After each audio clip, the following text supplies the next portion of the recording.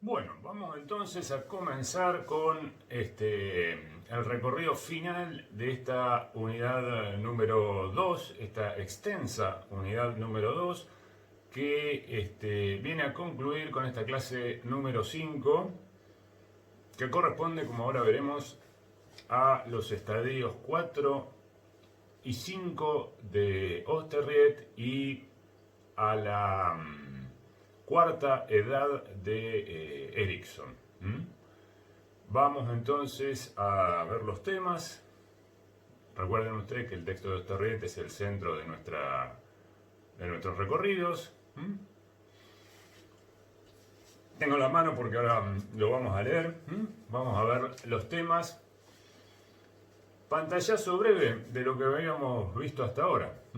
Habíamos dejado la clase pasada en el recorrido de los estadios 2 y 3 de Osterrieth, muy intensos para la construcción de la vida psíquica, el desarrollo psicológico del chico, con muchas experiencias. Y ahora vamos a ver que el tipo de experiencias que el chico tiene a partir del cuarto estadio y hasta que llega a la pubertad, el inicio de la adolescencia, son de otra naturaleza.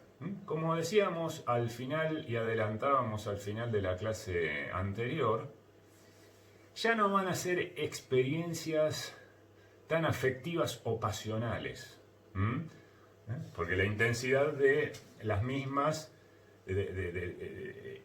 residían, ¿no?, de las experiencias que tenía el chico en los estadios anteriores, residían en estas pasiones, amores, odios, ¿no?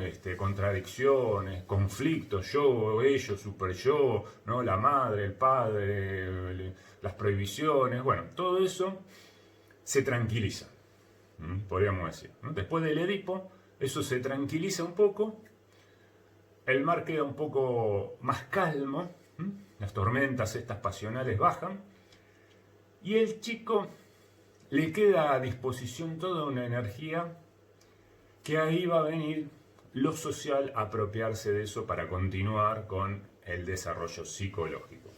Entonces ahora la cuestión va a gravitar más en términos generales por un desarrollo de tipo cognitivo, podríamos decir, intelectual, y nuevas experiencias sociales.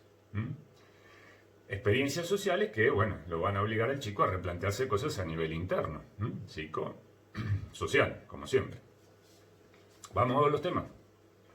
En el cuarto estadio, fíjense cómo arrancamos, de la endogamia al inicio de la exogamia. Así va a ser como siempre vamos en esa línea, desde la simbiosis hacia la individuación y autonomía. Todas estas experiencias de incorporación de cosas nuevas tienen que ver con ir soltando lo anterior. Y lo anterior era la endogamia, era la familia de origen.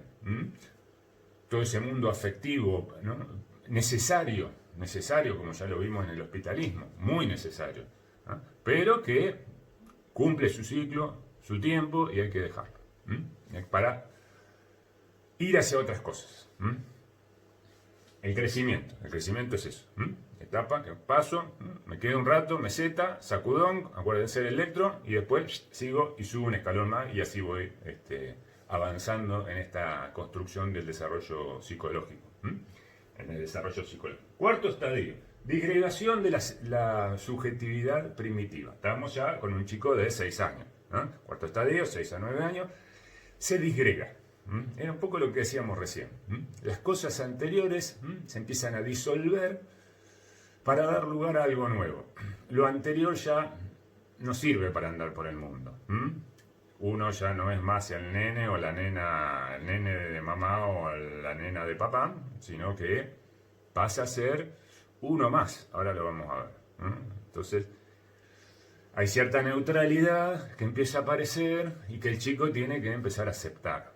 Ya no tiene ese lugar privilegiado o de condescendencia como lo tenía en la familia de origen. Bien. Cuarto estadio.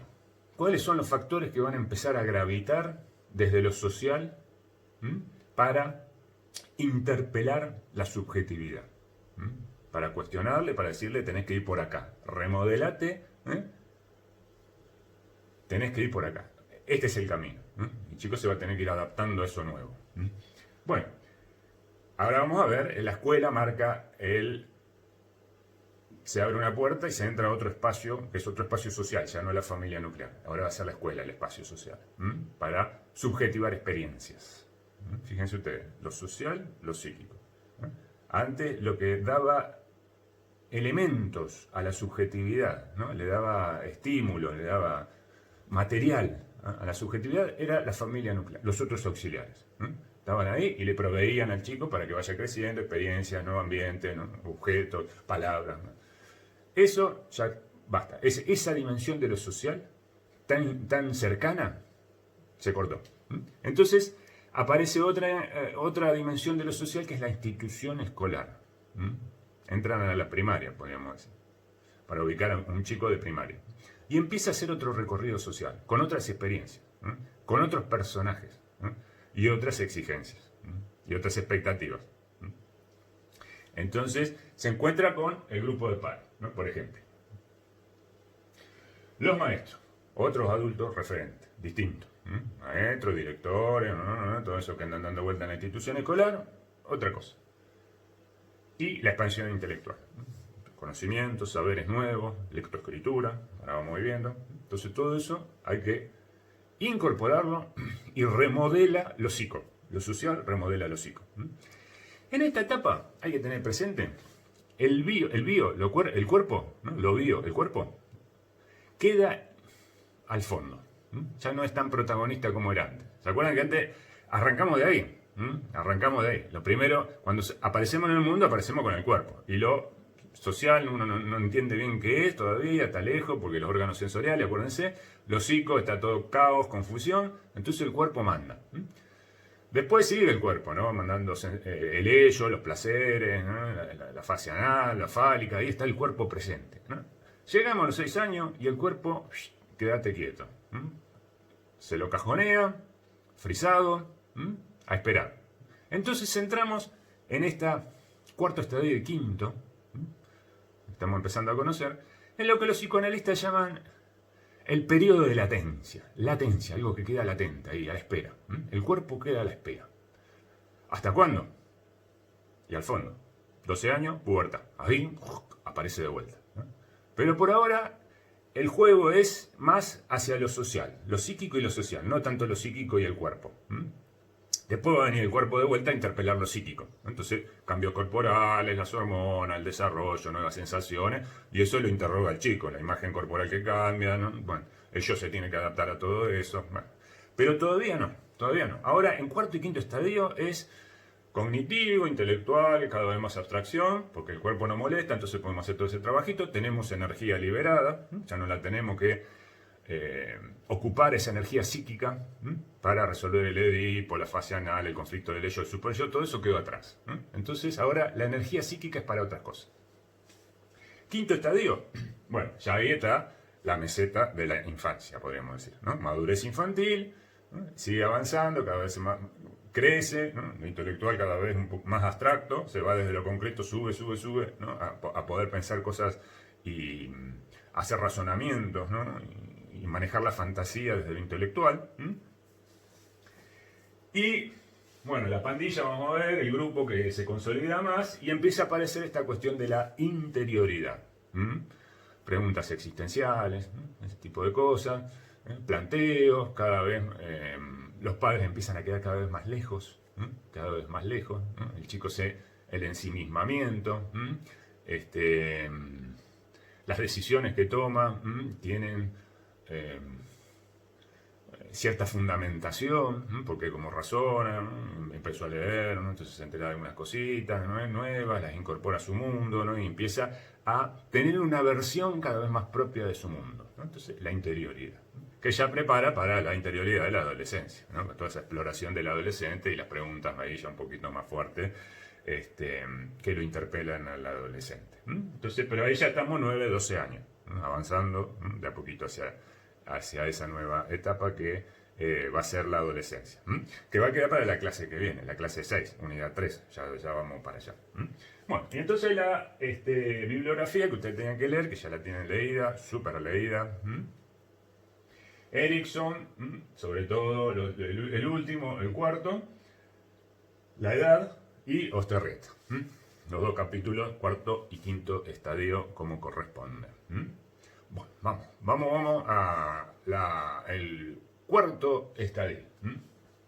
Estamos acá, señor, seguimos el recorrido, el vuelo del helicóptero, como siempre. Cuarto y quinto estadio, disgregación subjetiva, de la subjetividad primitiva y madurez infantil. Bien, hacia ahí vamos. Fíjense cómo ya vamos dejando atrás va creciendo el chico, va creciendo, el desarrollo psicológico va. Después se va a tranquilizar, un poquito la adolescencia hay movimiento ahí, después ya son las otras etapas, son más, no hay tantas adquisiciones, no hay tantos movimientos psicológicos, ¿no? La cosa ya se maneja en otro plano, en lo social. Bueno, vamos. Endogamia, inicio, bueno, tenemos acá, caracterización general, como decimos recién, palabritas que señalizan, como las señales, las señalizaciones, el camino del primero, segundo y tercer estadio. ¿Qué cosas importantes quedaron? Porque ahora eso hay que dejarlo. Entonces marcamos lo que fue importante en su momento y necesario, importante y necesario, pero que hay que abandonarlo, si no, no se puede seguir. Bueno, acuérdense del egocentrismo, porque ahora va a venir a ser cuestionado el egocentrismo, ¿no? El yo, centro, todo gira ahí. El mundo se explica, porque es una posición más intelectual, ¿no? Y cognitiva la del egocentrismo, ¿no? Todo se explica a partir de lo que la fantasía del chico dice. Entonces tiene una versión del mundo totalmente deformada. O la va a tener que ir corrigiendo esa versión del mundo ahora. Entonces el egocentrismo por varios lugares va a empezar a caer. Y después esta cuestión también de centralidad en las relaciones sociales y todo eso, que el grupo va a limar.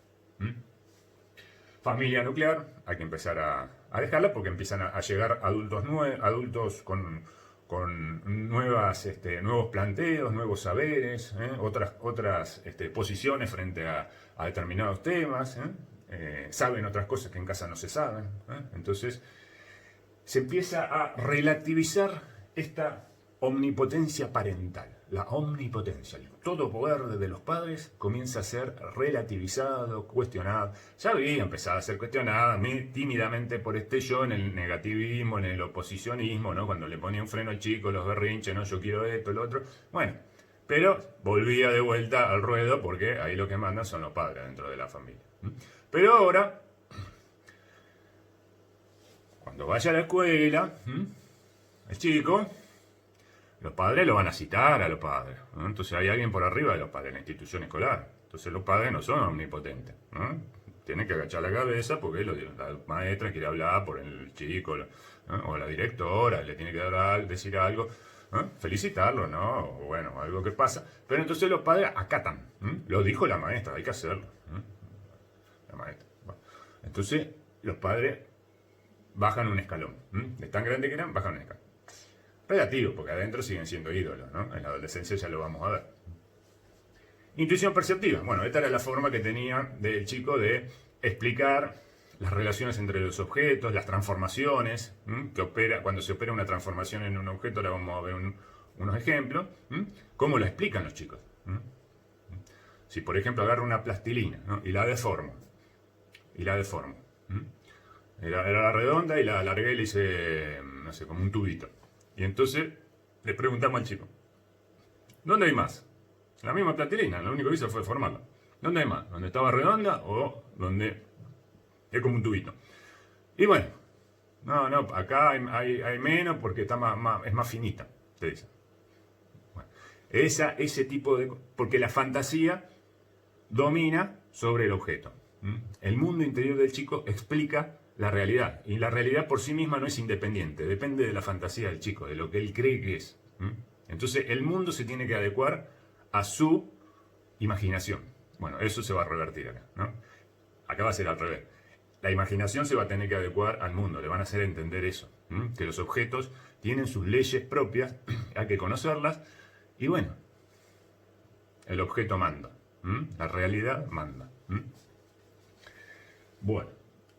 Entonces, Cuarto y quinto estadio, que hay grupo de padres, la importancia de los compañeritos en la escuela, ahora lo vamos a ver, los maestros, los adultos nuevos, expansión intelectual, interioridad, todo lo que veía. ¿Que en el medio quién? La institución escolar. Ahí está. Como dice, ¿se acuerdan que ya lo habíamos dicho, no? Erickson dice, la sociedad va acompañando con sus instituciones y sus planteos y sus exigencias y requisitos, va acompañando el desarrollo psicológico. Entonces el chico, complejo de Edipo, se silenciaron las pasiones, quedó tranquilo, toda esa energía liberada, ¡pum!, cae la sociedad encima con la institución escolar y le dice, venga para acá, seguimos formando este individuo, ahora nos toca a nosotros. Entonces, allá, a la escuela, que la sociedad siga haciendo su trabajo sobre este mundo subjetivo que venía creciendo y que fue creciendo dentro de la familia. Bueno, obviamente el chico acá cada vez empieza a quedar cada vez más solo. Claro, lo dejan en la escuela 4 o 5 horas y arreglate ahora.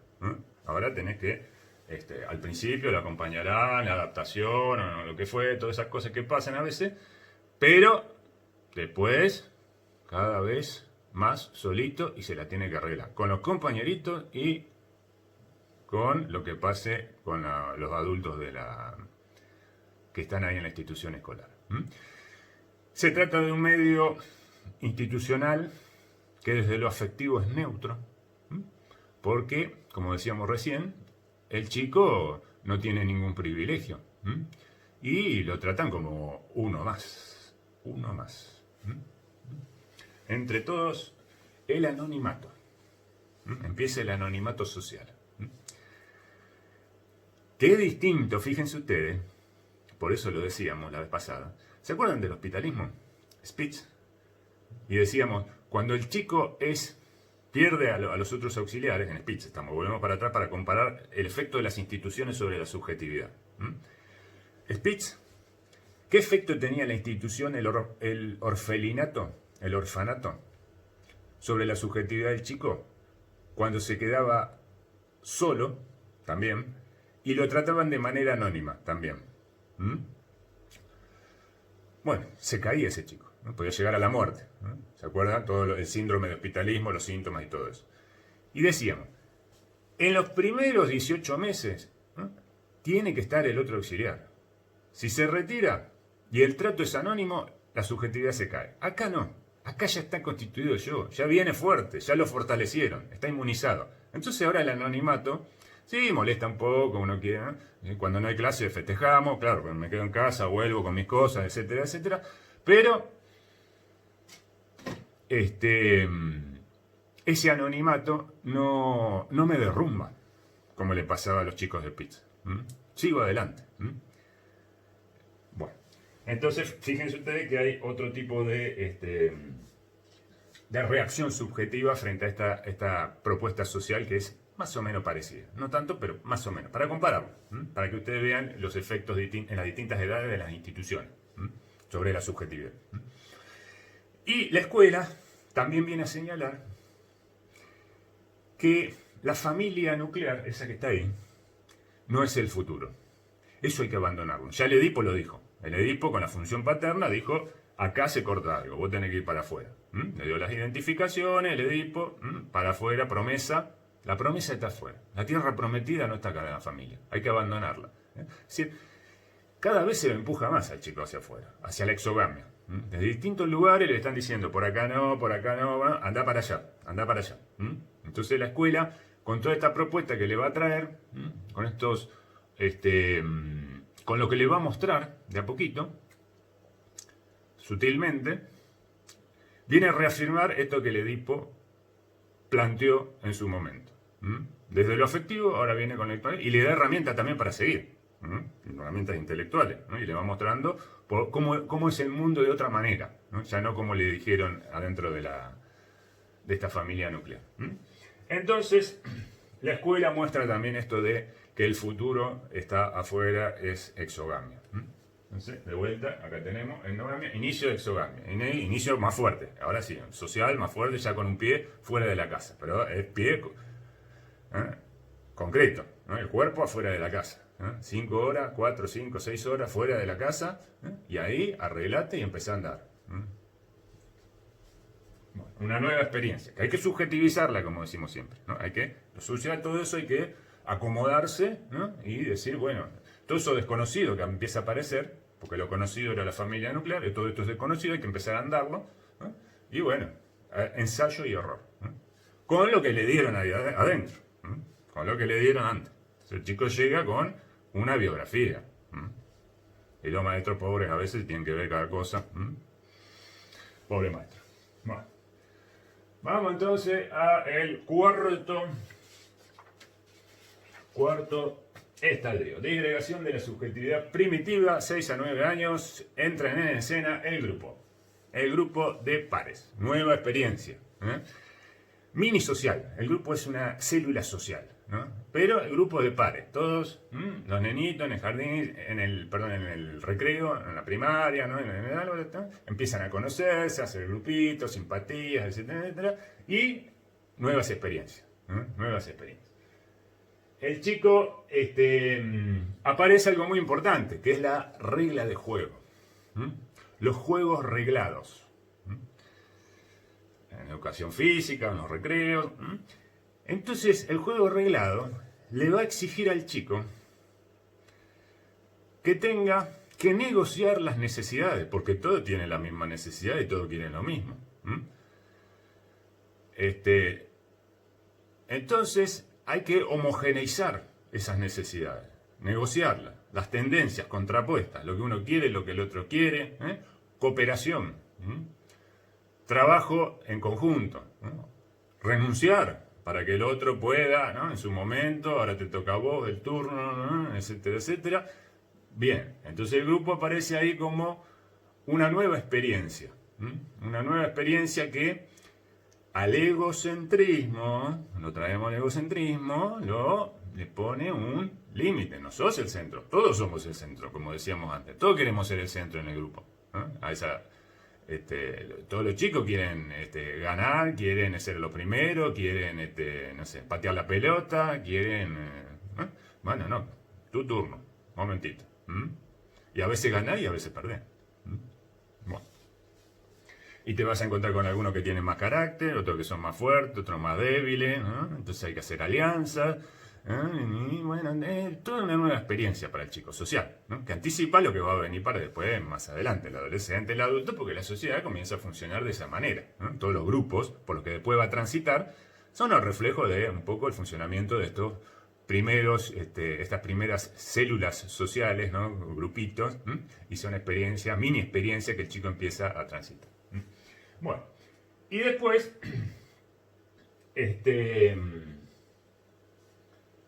bueno, esto que decíamos, ¿no? Los diferentes puntos de vista, él es uno más. Entonces acá empieza el declive del egocentrismo, que en el estadio quinto va a ser todavía más a pique. Eso no quiere decir que se termine, simplemente que le van a ir poniendo límites. El chico va a tener que darse cuenta de que hay cosas que no puede decir, que no puede hacer, que tiene que regular esa centralidad. Porque si no, bueno, después el grupo se le viene encima, todos se le vienen encima. Bien, entonces tenemos el grupo de pares,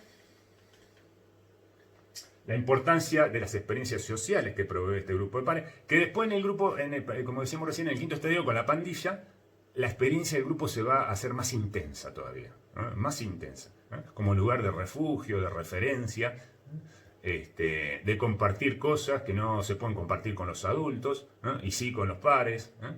Entonces ahí la pandilla, como la describe Osterried, va a ser, va a tener otra función, más intensa, ¿no?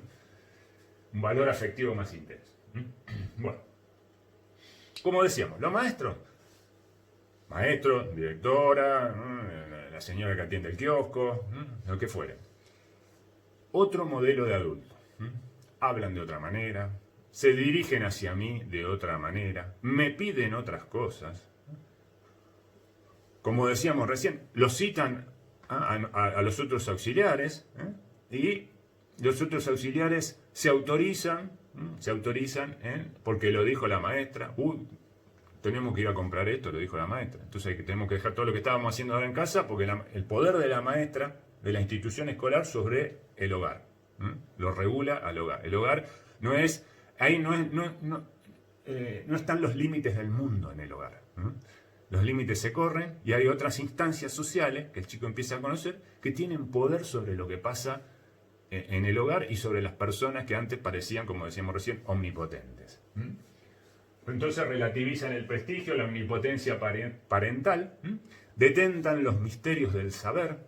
La señorita o el maestro sabe muchas cosas que papá y mamá a lo mejor no saben, no entienden, ¿no? Esto de las cuentas, no sé, los mapas, ¿no? Nombres, cosas, relaciones que ellos no lo comprenden, que antes sabían todo, ¿no? Y todo lo explicaban, ¿no? Y todo le daban sentido, lo nombraban, ¿no? Ahora,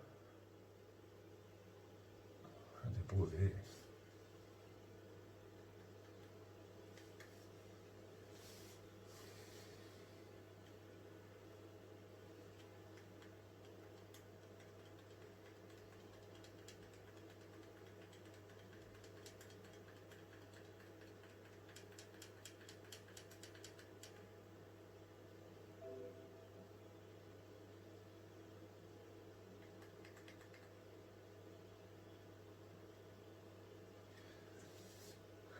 Bueno, vamos a vuelta, acabo de cortar.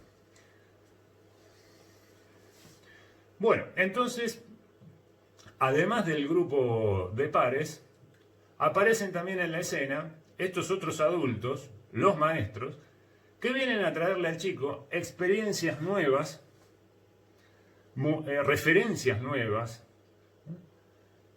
que van a relativizar el saber, la omnipotencia y la capacidad de acción que tenían estos otros auxiliares.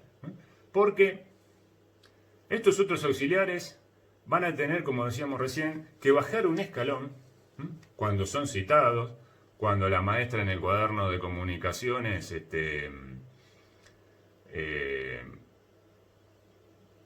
dice hay que hacer tal cosa, hay que comprar tal cosa, salimos todos corriendo a la librería y dejamos de hacer lo que estábamos haciendo en casa y ahora la maestra lo dijo, uy, no tenés que llevar para mañana tal cosa, tal otra. Entonces, los límites del mundo y de lo posible que terminaban en la familia, en esa familia nuclear, ¿no? en el hogar, ahora se expanden a la institución escolar y la institución escolar pasa a tener más poder, a gobernar, ¿no? Lo que antes pasaba y ocurría dentro de la familia. Entonces los otros auxiliares se someten a estos nuevos adultos, ¿no? Que piden cosas, ¿no? Que detentan conocimientos que dentro de esa familia, ¿no? Los padres no sabían, no saben, no pueden dar cuenta. Nombres, palabras, referencias, fórmulas, cosas que se explican de otra manera y que los padres a veces no llegan a comprender. Entonces todo eso va mellando y limitando esa omnipotencia parental. Bien. Y por sobre todas las cosas, como decíamos recién, los maestros, la escuela, es un medio neutral desde lo afectivo. Desde lo afectivo. El chico no tiene afectivamente ninguna diferencia respecto de otros chicos. Se lo trata de igual. De igual a igual. O sea que eso que vive en el grupo se replica en la experiencia de este nuevo adulto que es el maestro. Esa horizontalidad que tiene con los otros en este medio social nuevo que es la escuela. Y que después, bueno, va a tener que, como adulto, porque hacia ahí va, ¿no? Hacia ese todos somos iguales, ¿no? Frente a algo, ¿no? Esa experiencia, ¿no? Después será la ley, la norma, la Constitución Nacional, ¿no? Pero en la escuela todos somos iguales frente a la señorita, por ejemplo, ¿no? O frente a tal cosa, tal tarea que hay que hacer, ¿no? Etcétera, etcétera. Este sentimiento de que no hay privilegiados. Bien, bien. Bueno. Y llegamos al último de estos de estas adquisiciones que estamos describiendo, estas experiencias nuevas, que tiene que ver ya más con el plano cognitivo. El plano cognitivo, lo intelectual. Edad 4, Ericsson, logro, industria. La industria tiene que ver con esto, con esta modelación que tiene que tener la subjetividad para ir dejando atrás la obtención de cosas de una manera como por ejemplo podría ser a través del juego, de manera caprichosa, sin tanta regulación. Y ahora las cosas, el mensaje es que para obtener algo hay que implementar ciertas herramientas, realizar ciertos pasos, conocer la realidad primero que está ahí afuera, qué es lo que requiere, necesita esa realidad, y después ir a transformarla para obtener un producto y un reconocimiento.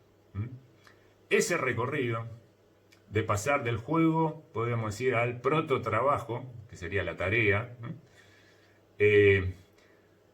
donde en el juego el chico proyectaba su fantasía. Lo decíamos recién y ahora lo vamos a... Vayan preparando el texto de Oesterried, lo vamos a leer. La fantasía, en las etapas anteriores, gobernaba la explicación del mundo. Ahora no, ahora el mundo va a gobernar a la fantasía. Ahí está el cambio que esta propuesta y este crecimiento intelectual que viene desde la escuela, con los nuevos conocimientos, le va a proponer al chico. Y el esfuerzo que él va a tener que hacer. Adaptarse a ese nuevo conocimiento, ese nuevo lenguaje, y modelar la fantasía y reconocer que el yo, que se sentía muy cómodo en esa fantasía, donde todo lo podía aplicar desde su egocentrismo, plum, tiene que bajar de vuelta otro escalón. Otro retroceso para este yo infantil, ¿no? Este yo de los primeros estadios, que se va dando cuenta de que tiene que hacer algunos cambios, desde distintos puntos de vista. Vamos entonces a ver qué es lo que pasa a nivel intelectual, qué modificaciones que después se van a intensificar en el quinto estadio. Expansión intelectual. ¿De qué se trata? Vamos a ver un ejemplo parecido al de la plastilina que mencionamos hace un rato. Entonces, tenemos ahí un cuadrado A al principio, completo. Lo dividimos en 9 fragmentos, en el segundo paso, 9 fragmentos, y esos fragmentos los separamos. Entonces, le preguntamos a 2 chicos, uno de 5, o sea que está todavía en el tercer estadio, y a uno de 7, 8, o sea que ya está por acá, cuarto estadio. Le preguntamos, ¿dónde hay más? ¿En A o en B? Le preguntamos al de 5, ¿dónde hay más? ¿En A, o sea, donde está todo entero? ¿O en B, donde está fragmentado y separado? Y después le preguntamos al de 7 lo mismo. Bueno, a los 5 años, acá está cómo funciona lo intelectual, cómo interpretan el mundo ellos, esta intuición perceptiva. ¿Se acuerdan de la intuición perceptiva?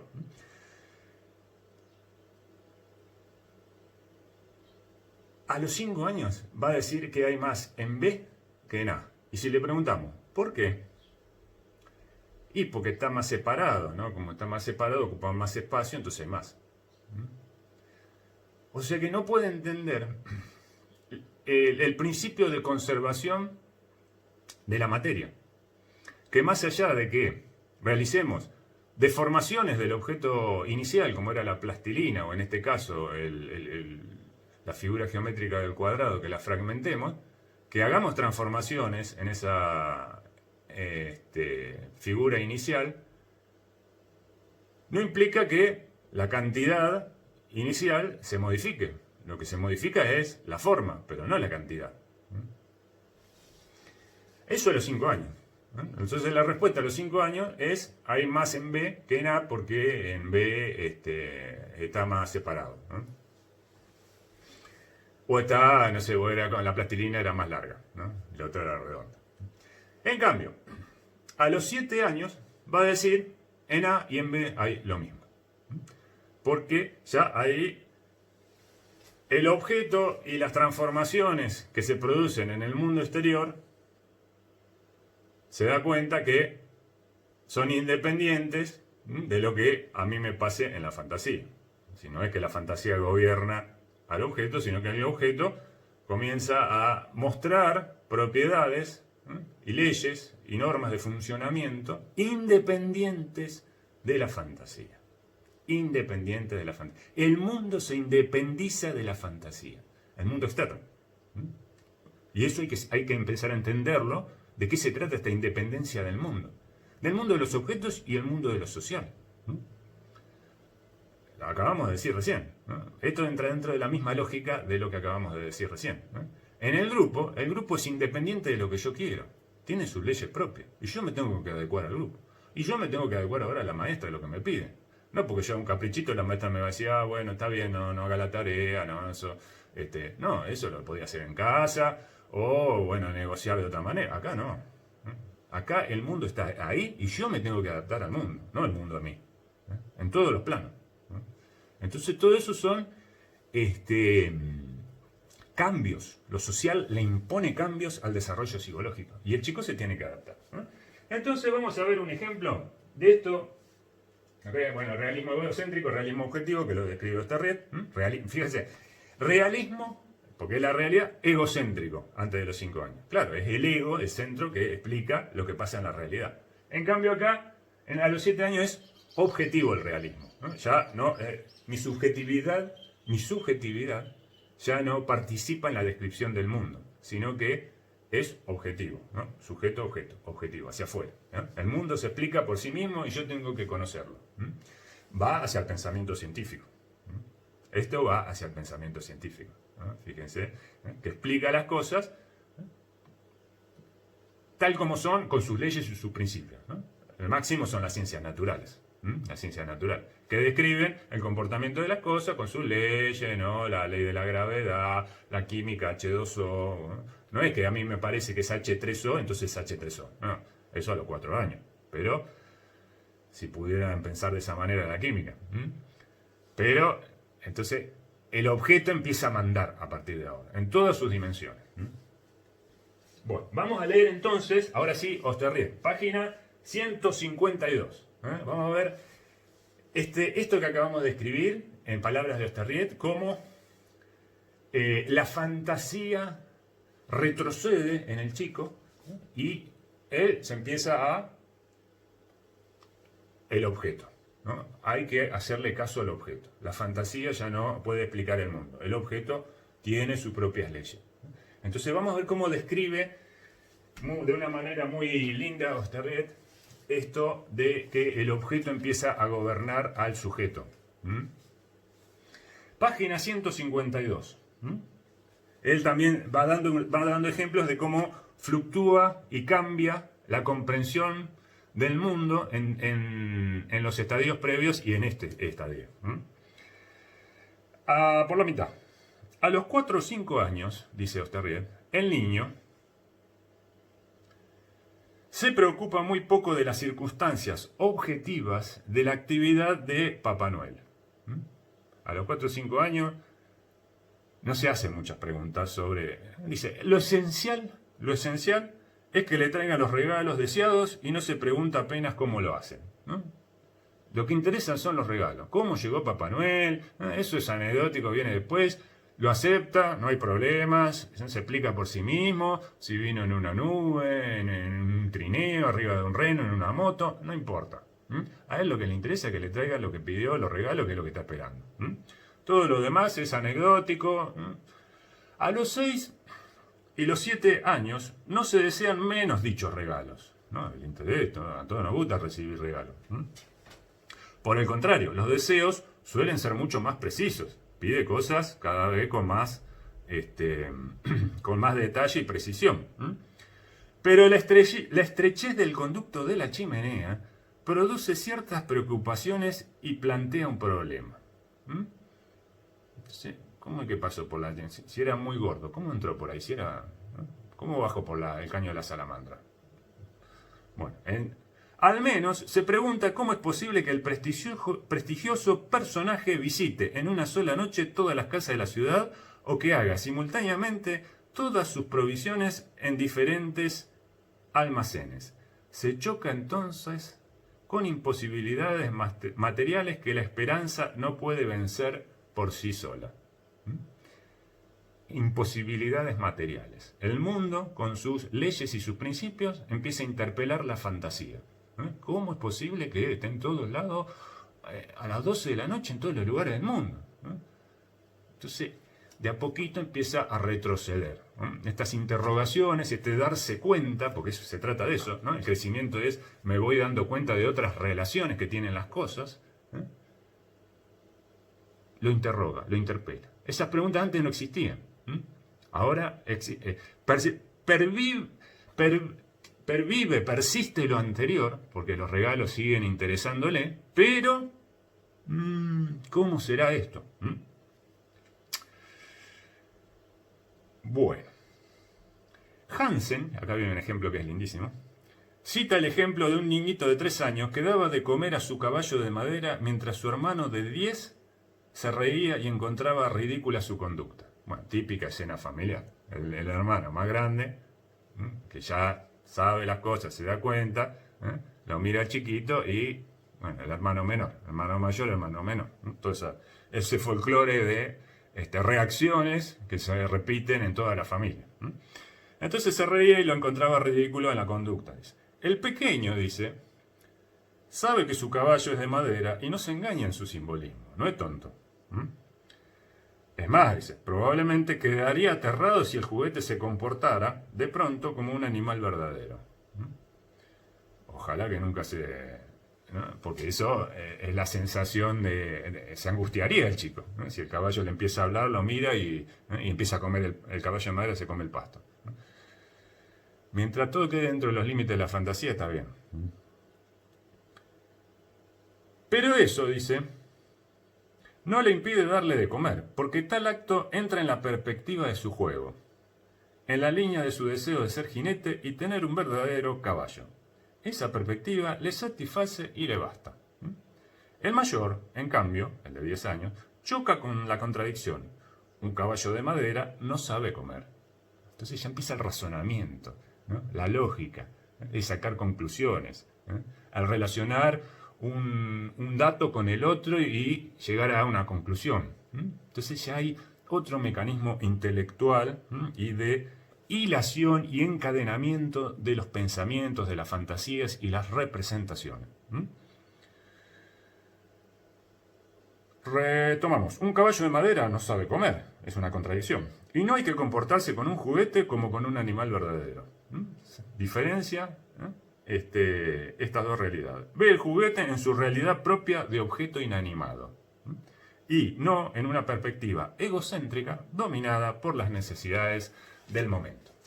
O sea que el de 3 años está todavía en ese egocentrismo que nosotros dijimos para describir cognitivamente el mundo y relacionarse con los objetos, y el de 10 ya está dejando atrás el egocentrismo y comienza a explicar las cosas desde las cosas mismas, no desde su fantasía. Bueno, eso es de vuelta. El chico, ¿no? va yendo de a poquito a ese mundo social independiente del modo de vida que él tenía en la familia nuclear. Por distintos lugares le va llegando ese mensaje, exogamia. Y todo esto tiene que ver con la exogamia. Claro, porque no puedo salir al mundo con una perspectiva endogámica de la relación de las cosas. Porque no da. Entonces, bueno, y después se incorpora otra adquisición muy importante que trae la escuela, que es esto que, ¿se acuerdan del lenguaje?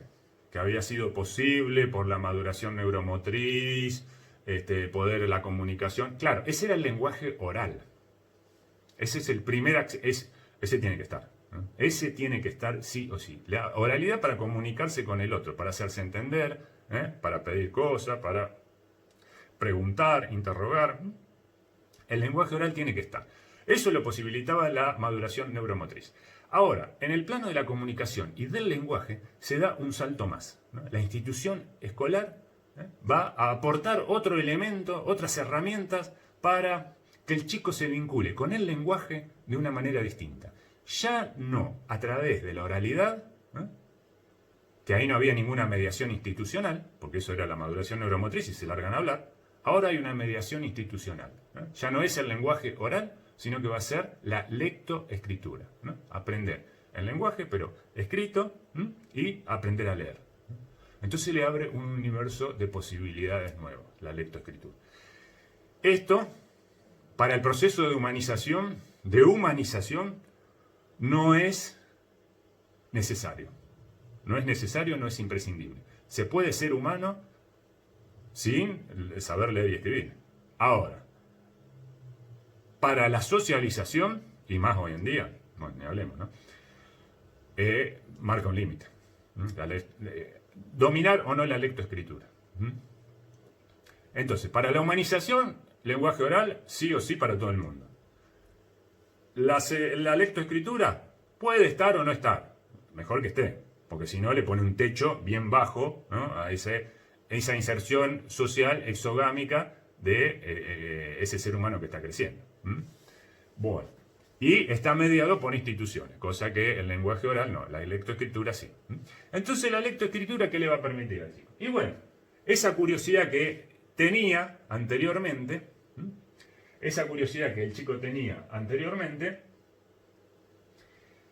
se expande, porque tiene una herramienta nueva para hacer recorridos y recolectar información. Ahora puede leer, puede acceder a otras fuentes, puede empezar a interpretarla, porque el lenguaje escrito y todo esto que está aprendiendo le posibilita otro tipo de relaciones, otra comprensión de las cosas. Entonces, esta curiosidad, si sigue latente, ¿no? Bueno, tiene suministros nuevos, ¿no? Y se puede expandir. Pero ¿qué pasa? Tiene una característica todavía, esta expansión intelectual a través de la lectoescritura y la incorporación de información, ¿no? Que le posibilita la lectoescritura. Tiene una limitación, ¿no? Y es que todavía faltan principios reguladores a nivel cognitivo. Internamente no es una información que esté organizada, jerarquizada, ordenada, clasificada. Todavía no. Eso va a venir en el quinto estadio. Todavía es medio caótico. Se lee, se entiende, sí, algunas cosas se empiezan a ordenar, pero esa preocupación por ir hacia el orden y la clasificación todavía está ahí en veremos. El envión va a ser en el quinto estadio.